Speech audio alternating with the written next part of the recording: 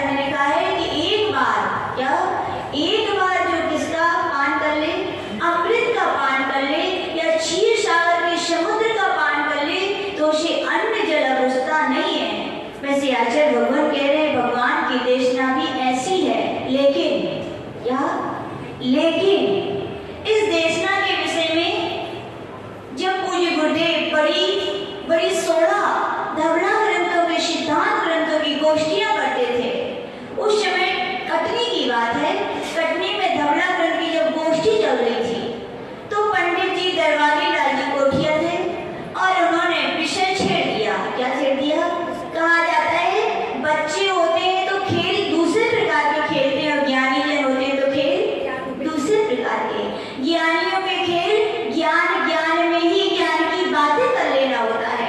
तो उस समय आचार्य जी हम लोग के लिए अनुभव सुनाते हैं कि जब गोष्ठी चल रही थी तो पंडित जी ने प्रश्न छेड़ दिया। बोले महाराज जिनवाणी क्या है? बोले क्या है मतलब? बोले हम पूछना चाहते हैं जिनवाणी क्षीर समुद्र का जल है या लवण समुद्र का जल है? कहाँ का जल है? हाँ क्या कहोगे आप लोग? कल्पना आंटी काहे का जल है? हाँ क्या कहेंगे सभी? सुनील भाई साहब क्षीर समुद्र का जल है। सभी ने एक ही उत्तर प्रश्न रखा गया। तो आचार्य जी बोले पहले सबसे पूछ लो।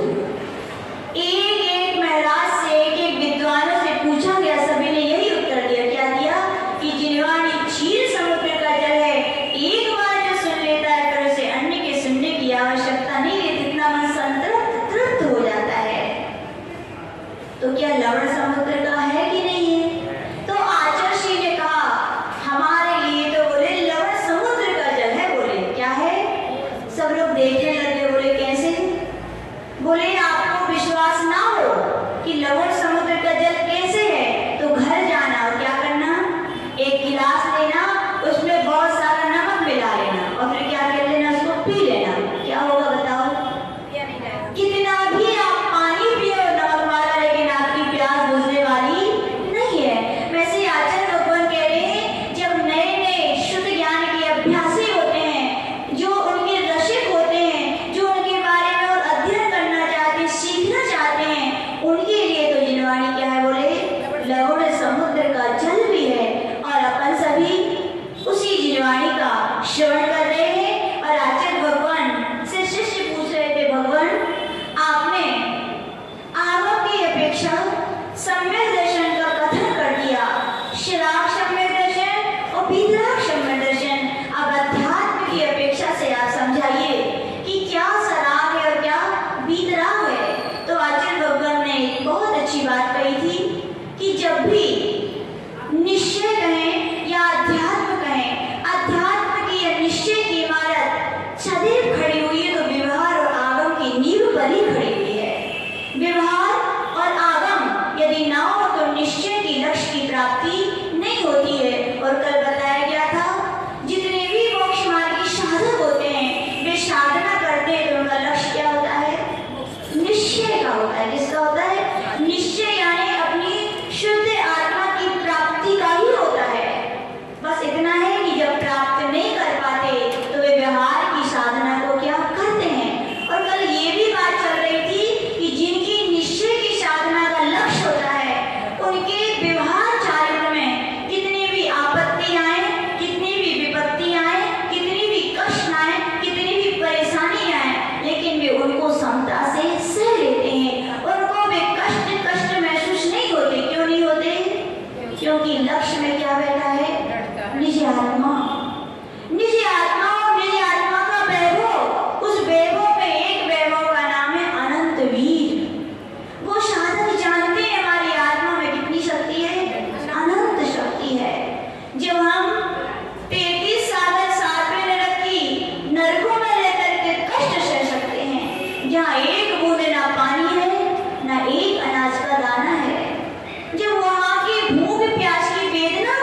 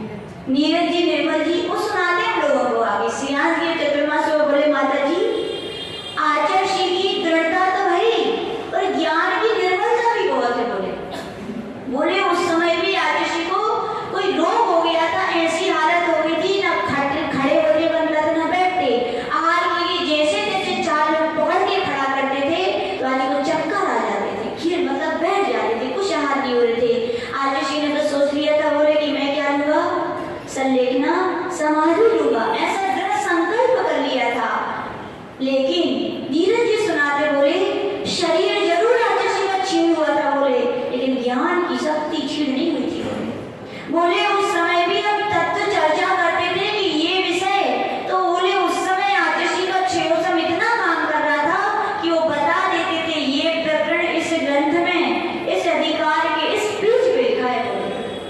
और हम लोग कभी कभी अनुभव करते ना, हम लोग का श्वास खराब हो गया, यदि लंबा खराब हो जाए तो ऐसा लगता है प्रतिक्रमण कोई सुना देगा तो अच्छा सुन, क्या ऐसा लगता है विस्मृतियां आने लगती हैं। लेकिन आचार्य श्री का पंडित जी खुद बोलते हैं बोले ऐसी क्षेत्रोपशम की स्थिरता बोले इतनी बीमारी में भी क्या थी, क्यों थी बताओ? क्योंकि आत्मशक्ति के वैभव में श्रद्धा थी, निश्चय का लक्ष्य था, इसीलिए उनकी व्यवहार से साधना में शारीरिक अंतर पड़ सकता है, लेकिन आत्मिक जो अंतर जो ज्ञान का वैभव था वो उनके अंदर लहरा रहा था। लोहारिया में थे तो फ्रैक्चर हो गया था, कहाँ का मालूम? सोल्जर का।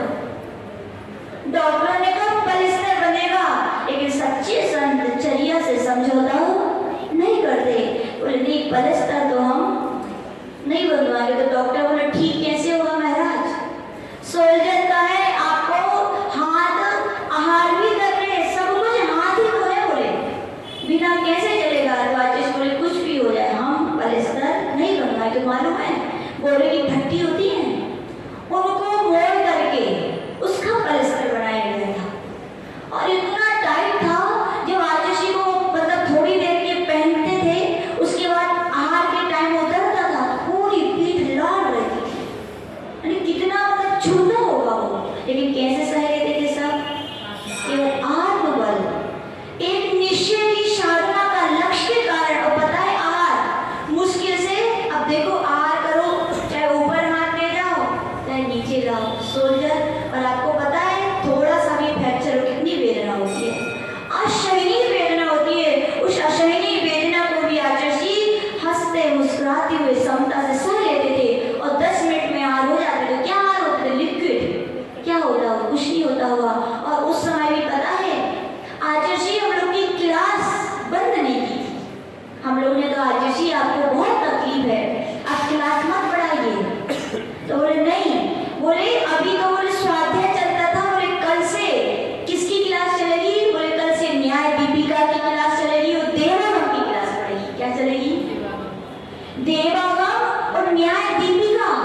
तो आचार्य जी ने कहा आचार्य जी सरल विषय लो नहीं, हम लोग आपको पढ़ के सुना सकें। बोले नहीं, बोले आप लोग पढ़ के सुनाएंगे तो मेरा उपयोग स्थिर नहीं होगा, और मैं जितना कठिन विषय लूंगा उतना मेरा उपयोग उसमें लगेगा, उसका फायदा होगा कि मेरा वेदना की और मेरा उपयोग नहीं जाएगा। उस समय भी आचार्य श्री देवागम के श्लोक की गाथाएं अब लेटे लेटे तो कैसे पढ़े, तो मालूम क्या किया था? महाराज ने पैर में लिख दिया था और एक रस्सी बांधी थी वहां, उस पर पैर टांग दिया था, और आचार्य जी उसको देख देख करके पढ़ लेते थे, याद करते थे। और हम लोग ये बोलते देखो ठीक है कि नहीं है, और न्याय दीपिका के इतने सूक्ष्म सूक्ष्म बातें निकालते थे। मतलब क्या कि मेरा उपयोग की क्या रहे, स्थिरता रहे, उपयोग अशुभ में ना जाए, उपयोग आत्म ध्यान वेदना चिंतन में ना चला जाए। कैसे क्या होते हैं सच्चे साधक की इतनी वेदना हो जाने पर भी अपनी चर्या से व्यवहार चर्या में शिथिलता नहीं लाते। क्यों नहीं लाते? निश्चय का लक्ष्य झूल रहा है। पैर में फ्रैक्चर हुआ तो भी पलस्तर नहीं बनवाया, और पता है कितना लंबा हम लोग को जाना था, बहुत लंबा, पंचकल्याण चमलेश्वर के लिए। लोगों ने कहा महाराज बिहार नहीं होगा, तो आचार्य जी बोले मेरे कारण एक भगवान का पंचकल्याण होंगे? बोले ऐसा हो नहीं सकता। आचार्य जी बोले शरीर में ऐसी प्रकृति होती है, बोले उसका उपचार ना भी किया जाए तो भी ऐसे गुणधर्म होते हैं कि वो शरीर अपनी शक्ति भोजन से ही अपनी औषधि एब्जॉर्ब करके ठीक कर लेता है। और देखो क्या श्रद्धा, डॉक्टर जहाँ 21 दिन का बेड रेस्ट कह रहे थे वहाँ 2-5 दिन में बोले चलो बोले हो जाएगा बिहार। कहाँ पहुँच गए? पंचकल्याण कराए। ऐसे कौन साधक हो सकते बताओ, कौन हो सकते हैं? जिनकी निश्चय का लक्ष्य। तो यहाँ पे कहा गया हे साधक व्यवहार की साधना करो ही श्रेष्ठ है, लेकिन लक्ष्य किसका बना के रखो? निश्चय का। जो निश्चय का लक्ष्य बनाते हैं वे नियम से व्यवहार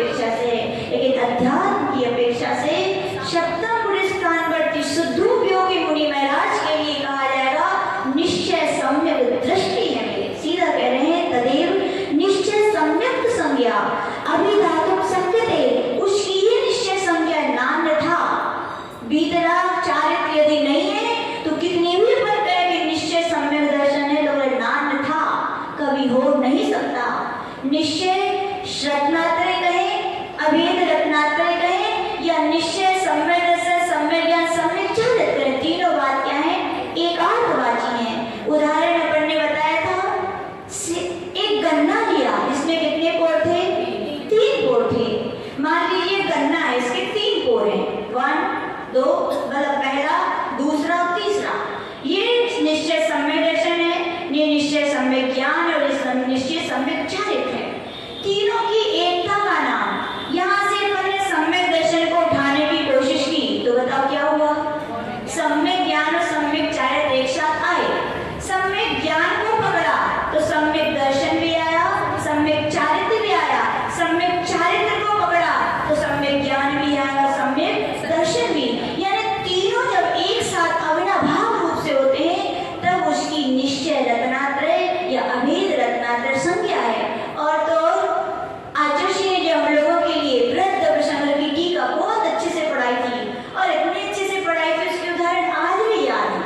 तो आचार्य ने वहां पर ब्रह्मदेव सूरी ने बहुत सुंदर उदाहरण दिया था निश्चय रत्नात्रय यानी क्या?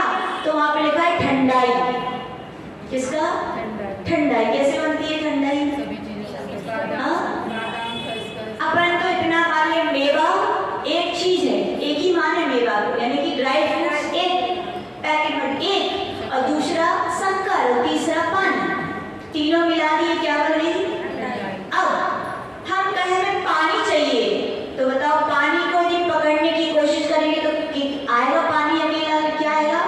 सब कुछ आएगा, शक्कर भी आएगी और ड्राई फ्रूट्स भी आएंगे। और हम कहें तो ड्राई फ्रूट्स अकेले का स्पर्श करना है तो क्या हो पाएगा? बाकी दो भी आएंगे। तो तीनों का युगपत बना है जो, उसका नाम क्या है? ठंडाई है। वैसे यहाँ कह रहे हैं निश्चय सम्यक दर्शन, निश्चय सम्यक ज्ञान, निश्चय सम्यक चारित्र, तीनों क्या है? अविनाभावी होते हैं। यानी एक के होने पर दोनों नियम से होते हैं। इसका नाम है अध्यात्म से क्या? वीतराग सम्यक दर्शन। और समझिए इसके लिए वहां पर आचार्य ब्रह्मदेव शौरी ने आचार्य ने बताया था कि वह शंका समाधान करते हैं। कभी कभी लगता है कितने महान आचार्यगण होते हैं, पहले से उनको पता होता है लोगों के अंदर क्या प्रश्न आ सकते हैं, अपने आप प्रश्न करते और अपने आप समाधान कर देते हैं। वहां पर ब्रह्मदेव शौरी ने प्रश्न किया कि वो भगवान सम्यक दर्शन तो सम्यक दर्शन शुभ परिणति है, उसमें शराबपना और वीतरागपना क्यों कहा? क्यों कहा? पात्र की अपेक्षा से, किसकी अपेक्षा से? जैसे जल तो जल है, हम कई बार बता चुके हैं। जैसे नीम के पेड़ में जाता है तो कड़वा हो जाता है और ईख के पेड़ में जाता है तो मीठा हो जाता है, वैसे सम्यक दर्शन तो सम्यक दर्शन है। जब राग से सहित चतुर्थ पंचम और षष्ठम पुरुष स्थानवर्ती जीव उसे धारण करते हैं तो सराग सम्यक दर्शन कहलाता है। और उसे ही कौन धारण करते हैं? सप्तम पुरुष स्थानवर्ती जीव धारण करते हैं तो क्या कहलाता है? वीतराग सम्यक दर्शन। फिर प्रश्न कर दिया वो भगवान वीतराग सम्यक दर्शन क्यों कहा आपने? बहुत अच्छा उदाहरण दिया, आप बच्चों की तरह समझा रहे हैं। उनकी टीका सबसे सरल लगी। किनकी? हमें ब्रह्मदेव सूरी की। यानी अध्यात्म के ग्रंथों में प्रवेश करना है तो आचार्य बोलो उसमें भी क्रम है। जैसे तत्वासूत्र में प्रवेश करने के लिए तत्वासूत्र पढ़ो, फिर सर्वार सिद्धि पढ़ो, फिर राजवार्तिक पढ़ो, फिर श्लोक वार्तिक पढ़ो। ऐसे ही अध्यात्म में भी कहा गया प्रवेश के लिए सर्वप्रथम टीका पढ़ो तो किसकी पढ़ो? बृहद प्रसंग की टीका पढ़ो ब्रह्मदेव सूरी की। एक एक नयार्थ, मयार्थ, अन्वयार्थ, भावार्थ, यानी कि नयार्थ, मतार्थ, अन्वयार्थ, आगमार्थ, ये 5 बातें जिस ग्रंथ में कही हो, जैसे मेरे समय साल के 5वें नंबर में उसमें कह रहे हैं, वो शास्त्र श्रेष्ठ होते हैं जिनमें 5 बातों का स्पष्टीकरण किया जाए। और आचार्य ब्रह्मदेव सूरी की वो टीका ऐसी है, एक एक गाथा में क्या नए है, किस मत का खंडन होता है, क्या आगम है, क्या अन्वयार्थ है, क्या भावार्थ, सब कुछ स्पष्ट कर दिया। और हम जैसे अबोध लोगों के लिए तो समझो क्या है? अमृत है।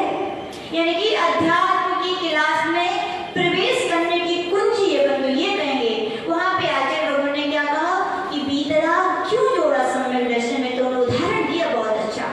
बोले 2 व्यक्ति हैं, वो अंधेरे में कहीं रास्ते से जा रहे थे और उनके लिए दोनों के हाथ में एक दीपक था। क्या था? एक दीपक था। एक का दीपक बुझा हुआ था और एक का दीपक प्रज्वलित था। दोनों जा रहे थे तो नियम से मानना अंधेरे में जो दीपक को बुझा हुआ ले जा रहा है वो नियम से गड्ढे में गिरेगा कि नहीं गिरेगा? अवश्य गिरेगा।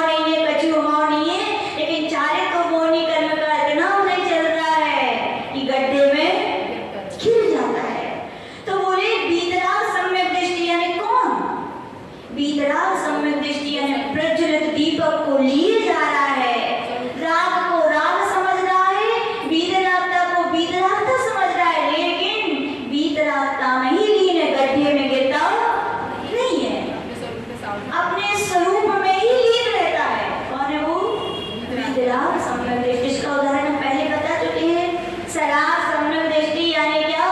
वो सड़ा गला गुटखा खाने वाला व्यक्ति है जो पैकेट में स्पष्ट लिखा है कि ये स्वास्थ्य के लिए हानिकारक, फिर भी खाया जा रहा है। ऐसी सराग सम्यक दृष्टि है। चारित्र मोहिनी कर्म का उदय है, सब कुछ समझ रहा है, कछु भाव नहीं है, फिर भी छोड़ नहीं पा रहा है। तो कहा गया बंद तो होगा कि नहीं होगा? नियम से होगा, लेकिन कितना बंद होगा? जितने में राग भाव बनाए उससे बंद होगा, लेकिन थोड़ा बहुत विरक्ति भाव तो आए श्रद्धा में, उससे क्या होगा? कम बंद भी होगा। लेकिन वीतराग सम्यक दृष्टि का किसके समान है? वो उसका भी उदाहरण दिया गया, उसका उदाहरण दिया गया। अपने यहाँ जहर कौन सा सबसे बड़ा होता है? वो पोटेशियम साइनाइड। हाँ, पोटेशियम साइनाइड। सुना है कि नहीं सुना? सुनो मनोज जी, कहा है पोटेशियम साइनाइड? खाने का खाया कभी? किसी से कहा जाए भैया ये पोटेशियम साइनाइड है, खा लो, बता भी पाएगा, बता भी पाएगा। हाँ, बोले 1 लाख नहीं, जितनी तो उनको उतनी कीमत देंगे। खाएगा क्या कोई? क्यों नहीं खाएगा? श्रद्धा में बैठा हुआ है कि ये जहर है, इसको आज तक जिसने खाया है वो स्वाद भी नहीं बता पाया है। श्रद्धा में भी है तो किसी भी कीमत पर वो उसका सेवन नहीं कर। वैसे वीतराग सम्यक दृष्टि है, पता है ये विषय वो बंध के कारण है, आत्मा के गुणों का हनन करने वाले हैं। तो दुनिया की कितनी बड़ी दौलत भी उन साधकों के सामने रख दी जाए, कितने भी राग की वस्तुएं उनके सामने रख दी जाए, लेकिन वे उनमें परिणमन नहीं करते। किसमें परिणमन करते हैं? निज आत्मा की परिणति में ही परिणमन करते हैं। वे कहलाते हैं कौन?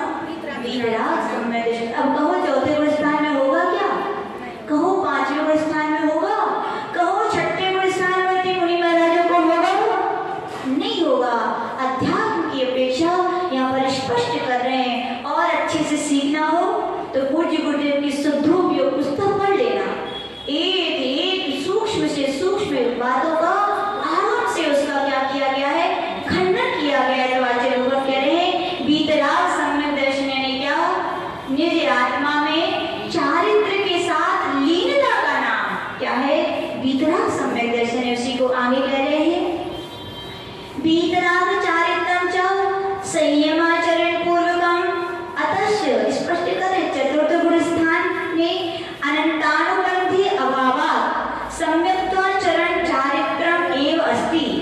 शिष्य पूछ रहा है भगवान वीतराग चारित्र जब भी होगा नियम से संयमाचरण चारित्र पूर्वक ही होगा। संयमाचरण यानी क्या?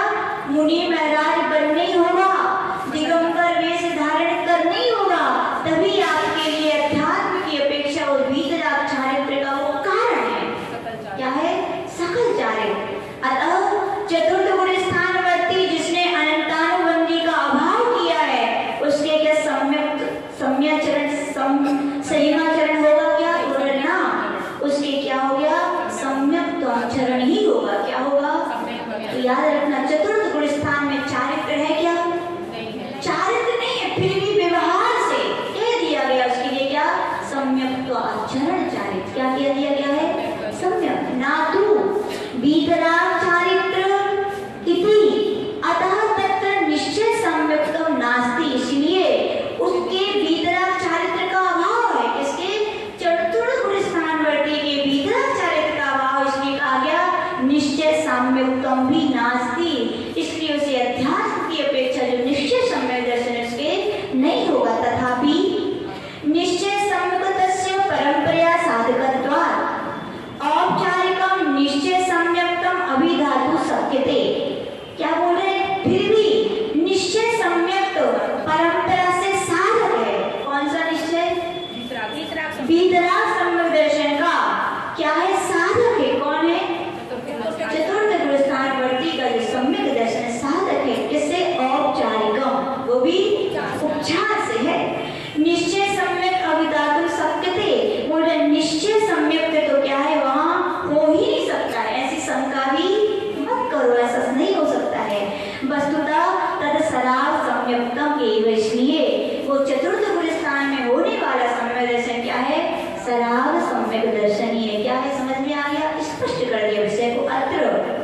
विस्तरस्तु सम्यग्दर्शन शुद्धोपयोगम इति मदीय कीर्ति द्वयात् विज्ञात। आज जैसे टीकाकार गुरुदेव लिख रहे हैं, आपको और स्पष्ट इस विषय को जानना है तो पूज्य गुरुदेव ने सम्यक दर्शन शुद्धोपयोग नाम की आदर्शी बता रहे हैं, मेरे द्वारा कृतियां लिखी गई हैं। आप उससे क्या है विशेष समझ सकते हैं। कैसी कृतियां हैं वे?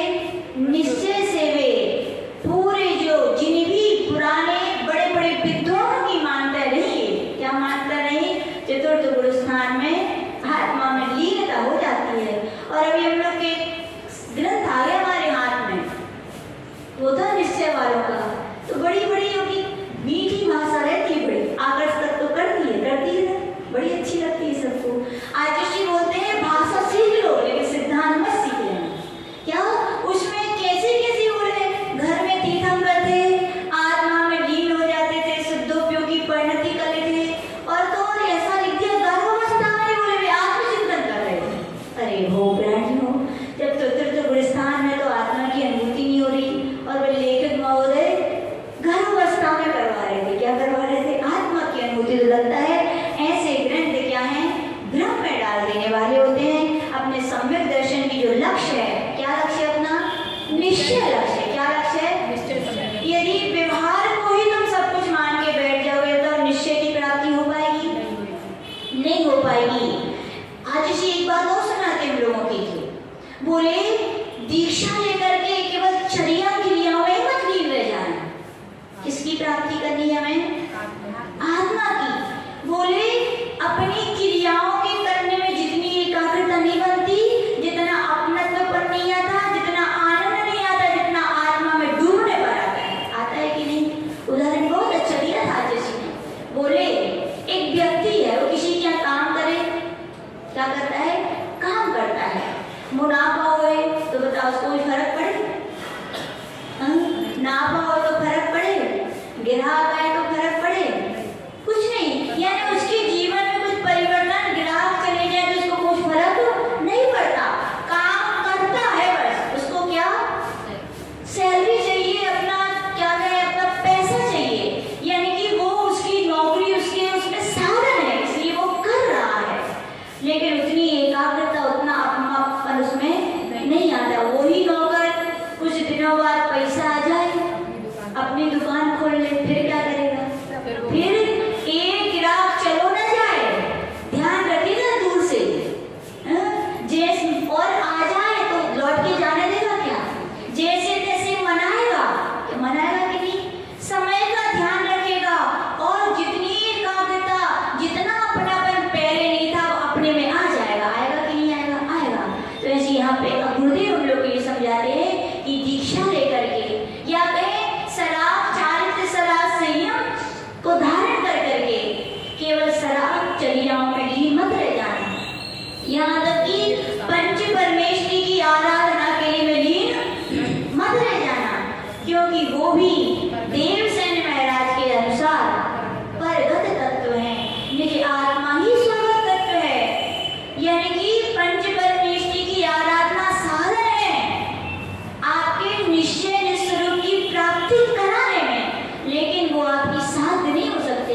यदि आप पंच परमेश्वरियों को ही साध्य कर लोगे तो निज आत्मा की शुद्ध अवस्था की प्राप्ति नहीं हो पाएगी। तो वहां पे बताया गया कि आप भी पंच परमेश्वरी की कितनी भी आराधना कर दो, लेकिन वो आनंद नहीं आएगा जो आनंद जब आप निज की दुकान पर निज वस्तु के निज को ही खरीद कर निज ही उसका आस्वादन करोगे। सब कुछ किसको करना है? स्वयं ही करना है। सरकार लगा देना। क्या 7 विभक्तियां होती, लेकिन अध्यात्म में 6 ही होते। क्यों होते हैं? बोले संबंध नहीं होता, यहाँ द्वैत भाव का अभाव है। अध्यात्म यानी अद्वैत भाव, शुद्ध बुद्ध केवल एक आत्मा के द्वारा, आत्मा में, आत्मा के लिए, आत्मा के द्वारा, आत्मा से और आत्मा में ही रम जाना का की के कोई आवश्यकता नहीं है।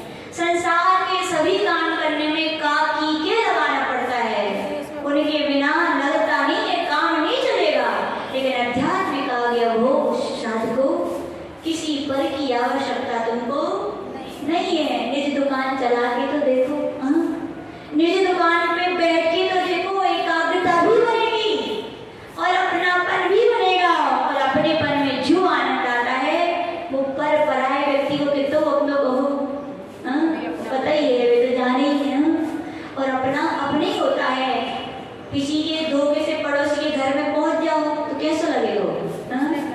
या किसी के यहाँ मेहमानी करने चले जाओ तो कैसा लगेगा?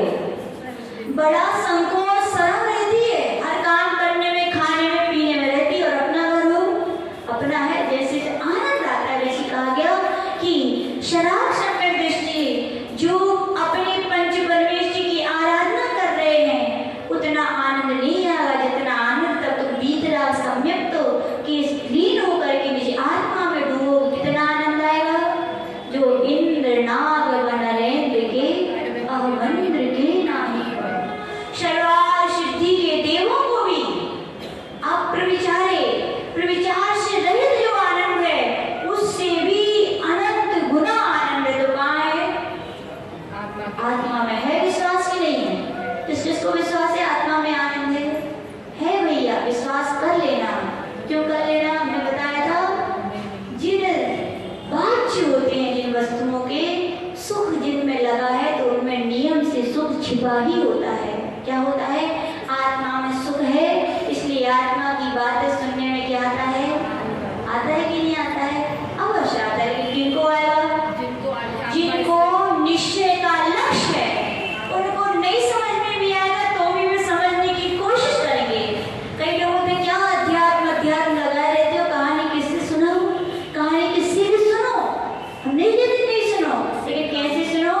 निश्चय का लक्ष्य बना के। कहानी के समय भी अध्यात्म छिपा होता है, बस निकालने की कला सीख लो। क्या सीख लो? लेकिन कभी कराएगी वो ही कला अपना पाएगा जिसको निश्चय का लक्ष्य है।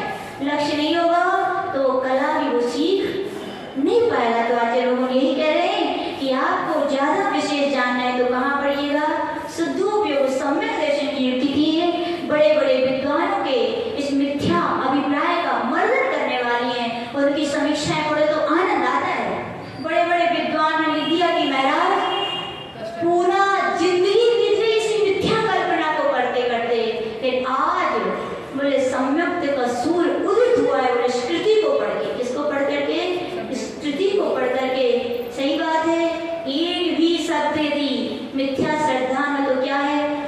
सारा आगम का ज्ञान मिथ्या ही है। तो वहाँ पे बहुत सुंदर सुंदर विद्वानों ने अपनी अभिव्यक्तियां लिखी हैं। तो आज ये लोग कह रहे हैं कि ऐसा क्या करें? वितराग सम्यक दर्शन का लक्ष्य बनाकर शराब सम्यक दर्शन के साथ क्या उसकी साधना अवश्य करें। आगे कह रहे हैं, अध्यात्म शास्त्रीय दृष्टिया मिथ्यात्व जनित विपरीताभिनिवेश रहितम जीवादि पदार्थ विषयकम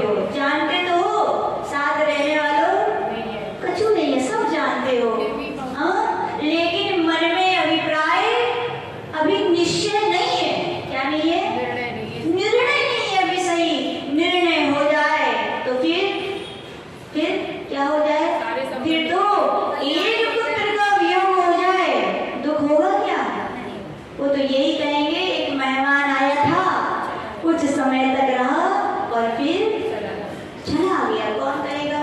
सम्यक दृष्टि अध्यात्म की अपेक्षा जो बैठा है वो यूं ही कहेगा।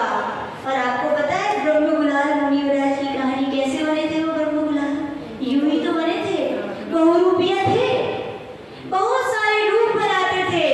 और इसकी जब चर्चा राजमहल में स्थित राजा के पुत्र राजकुमार को पता चली तो क्या भावना हो गई? मुझे तो शेर देखना है, वो भी कैसा सिंह, दहाड़ता हुआ चेतन अवस्था का। बहुत समझाया किसने? ब्रह्म गुलाल ने कि ऐसा ना करवाएं, लेकिन नहीं माने। बोले तुम्हें आता नहीं इसलिए तुम ऐसा कह रहे हो। चढ़ा दिया का खजूर को, खजूर पे वो चढ़ गए वे। बोले नहीं, मैं करके वो दिखा दिया। क्या बन गए वो? शेर बन गए। लेकिन ब्रह्म गुलाल ने अभयदान मांगा था। क्या मांगा था? एक खून मां। अगर उनके लिए कहा गया था ठीक। और योग देखो, शेर जब वे ब्रह्म गुलाल बने तो फिर क्या हुआ? उन्होंने अपना रूप नहीं दिखाया। शेर शांत बैठा था तो राजकुमार क्या बोला? गीदड़ की तरह बैठा है। बोले असली थोड़ी है। तो उन्होंने कहा अच्छा तो दिखा दिया असली। तो क्या किया? बस भक्षण कर गया। सारी सभा शोकमय हो गई। और जिसका इकलौता पुत्र हो उसका तो फिर कहने क्या। बहुत शोक में डूबे थे वो राजन। क्या किया जाए? मंत्रियों ने उपाय निकाला। किन्होंने उपाय निकाला? मंत्रियों ने उपाय निकाला कि जिस ब्रह्म गुलाल के निमित्त से शोक हो सकता है तो शोक को दूर भी करेंगे। तो कौन करेंगे? और ऐसी वाणी मुनि महाराजों की हो सकती है। क्या होती है? शोक को हरने वाली, भ्रम रोग को हरने वाली जिनेंद्र वाणी ही है ऐसी। कौन सुनाएगा? तो बोले मुनि महाराज ही सुनाएंगे, जिसका अपना अपना प्रभाव रहता है। एक आम व्यक्ति समझाए और एक उसमें रचा बचा हुआ, एक कथनी वाला समझाए और एक कथनी कभी दोनों वाला समझाए। क्या होता है? बहुत बड़ा अंतर आता है। तो कहा गया हम जैसे तो शोक में डूबे हुए कितना भी राजा को समझाएंगे उनको समझ में आने वाली नहीं है। तो कौन समझाए? जो शोक से अशोक की यात्रा करने वाले हैं, ऐसे निर्गंत वेश को धारण करने वाले कोई मुनि महाराज ही समझाएं। इससे कहा गया ब्रह्म गुलाल से चिंतन में पड़ गए। विद्वान तो थे, ऐसी वैसी थोड़ी थे, चिंतनशील थे। उन्होंने कहा समय चाहिए। क्या चाहिए? समय चाहिए। और 7 दिन का समय मांगा। मन अभ्यास करने के लिए नहीं, मन को दृढ़ बनाने के लिए। आज जी कहते जब भी इस पथ पर निकलना, कुछ साथ हो या ना हो कोई बात नहीं, कि दृढ़ संकल्प बना के निकलना। क्या बना के निकलना? दृढ़ संकल्प। यानी क्या? हम लोग जब दीक्षा लेने जाते हैं तो मम्मी पापा तो आपको पता ही है, बहुत पुण्य आत्मा होते हैं जिनकी एक बार में कहते हो बेटा बेटी जाओ, बड़े बड़े पापड़ बेलने पड़ते हैं। और कभी कभी लगता है ऐसे ऐसे शब्द मुंह से निकल जाते हैं, हम लोग याद करते हैं तो कैसे निकल गए इतने कठोर शब्दों के प्रति। मतलब ऐसे ऐसे शब्द निकल जाते, काहे पैदा करो, पता नहीं क्या क्या गुस्से में बोल जाते हैं मम्मी पापा से। और वो भी अपन पापा मम्मी बोलती थी पापा शेर है तो बोलते थे हम सवा शेर बनेंगे लेकिन जाएंगे। क्या बोलते थे? जाके रहेंगे। तो मम्मी मालूम क्या बोली एक दिन? बोले जा तो रही हो, तुमने इतना ही कहा, उसकी आगे की लाइन हमने पूरी कर दी। उनकी मम्मी मर जाएंगे लेकिन तुम्हारी दहली पे नहीं आएंगे। हाँ, बोलना पड़ता है ऐसा। कभी कभी लगता है कहाँ से मतलब उस समय बैराग का क्या कहे, क्या रंग चढ़ता है, क्या दृढ़ता रहती है। हाँ, जुनून कहे एक प्रकार का, भूत सवार हो जाता है। हम तो कहते हैं कि ऐसा लगता है जैसे भी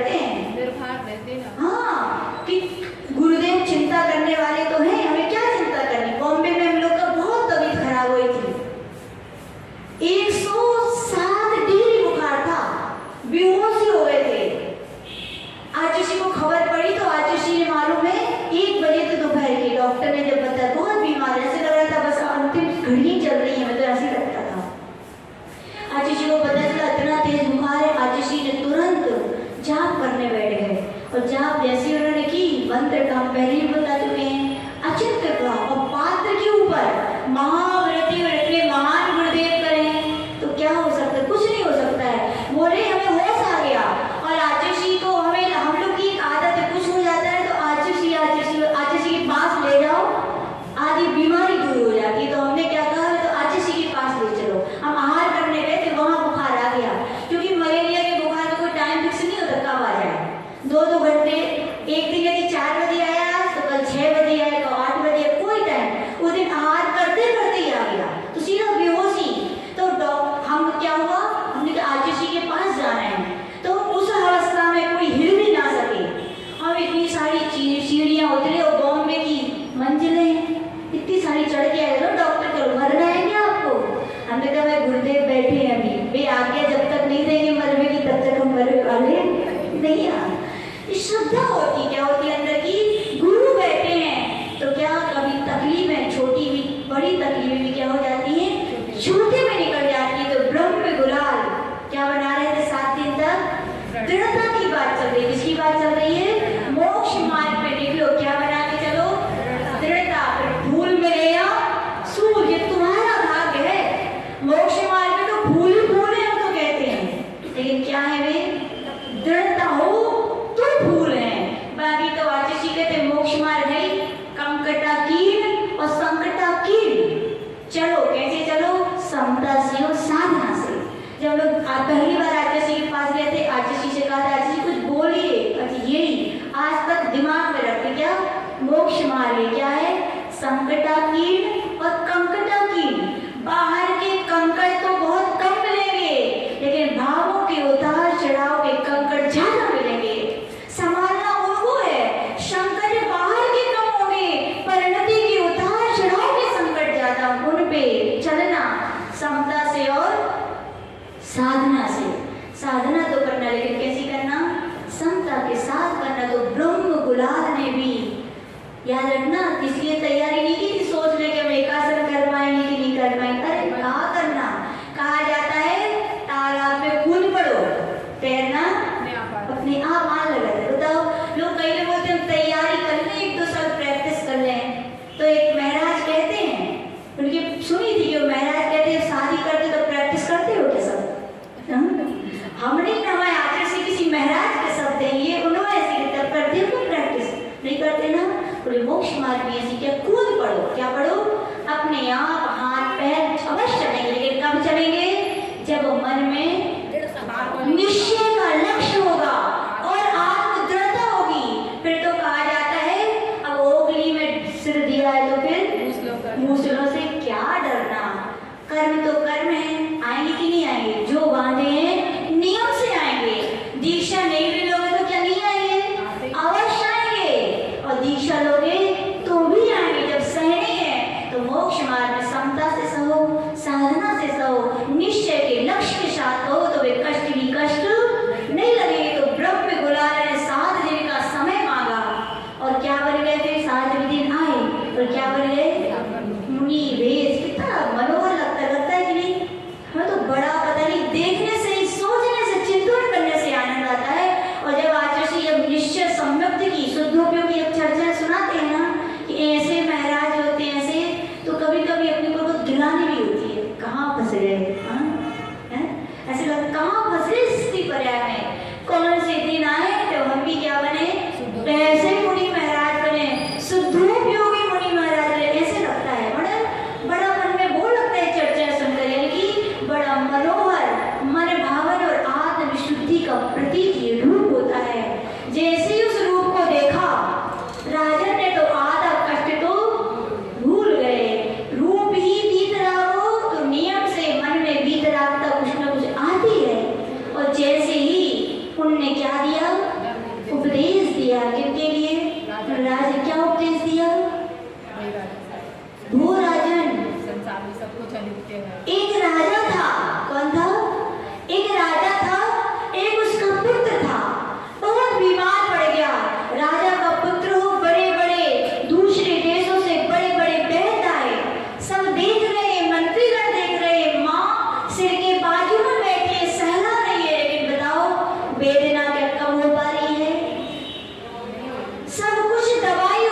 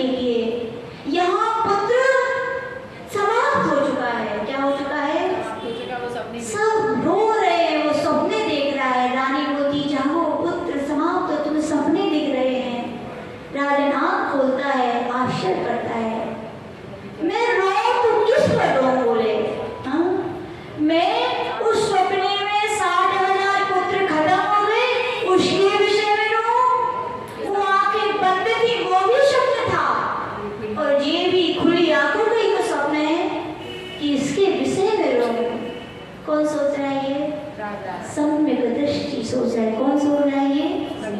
सम्यक दृष्टि सोच रहा है कि पर पदार्थ मेरे नहीं है, मैं सुखी दुखी चल रहा है ना। अचेतन पदार्थ जब शरीर मेरा नहीं है तो शरीर से संबंध रखने वाले ही मेरे, कौन कहेगा रे? अध्यात्म में डूबा सम्यक दृष्टि कठिन है, लेकिन नामुमकिन है क्या? नामुमकिन नहीं, करना ही पड़ेगा। क्यों करना पड़ेगा? निश्चय का लक्ष्य बनाया है तो इस मार्ग पे तो अपने लिए चलना ही पड़ेगा। तो इसी का नाम क्या है? विभाग सम्यक दर्शन, यानी कि जो आत्मा का स्वभाव है वैसे ही मानना।